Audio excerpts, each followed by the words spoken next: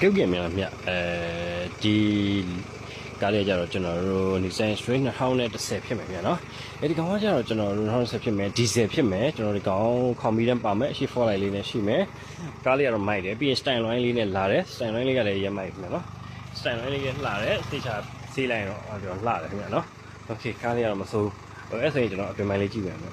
ကဲအတွင်ပိုင်းကြတော့ဒီကောင်ကြတော့လေတာမဟုတ်ကျွန်တော်တို့ဒီကောင်ခြုံပိုင်းပုံစံမျိုးနဲ့လာမယ်ဆရာကောင်လုံးချမ်းရှိမယ်စီကျွန်တော်တို့ဒီမှာတော့နည်းနည်းကျုပ်တွေနဲ့ပြဲနေတာပါညာရှိတယ်ဒီ lucky လေးပဲဖြစ်မယ်ဟုတ်ကဲ့ကီလို3သိန်းကျော်မယ်ကီလို3သိန်းကျော်မယ်နောက်လိုက်ဒီဖြစ်မယ်ဒီ4ရှိမယ် okay နောက်ဖက်လေးပါမြတ်ကဲဟုတ်ကဲ့ကျွန်တော်အနောက်ဖက်လေးပြပေးတာနော် okay နောက်ဖက်လေးပြပေးတာပါ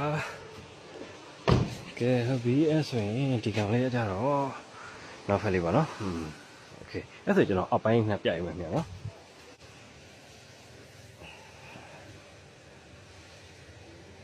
ကဲဟုတ်ကဲ့မြတ်အခုလိုကြည့်ရှုပြီးလို့အထူးကျေးဇူးတင်ပါတယ်မြတ်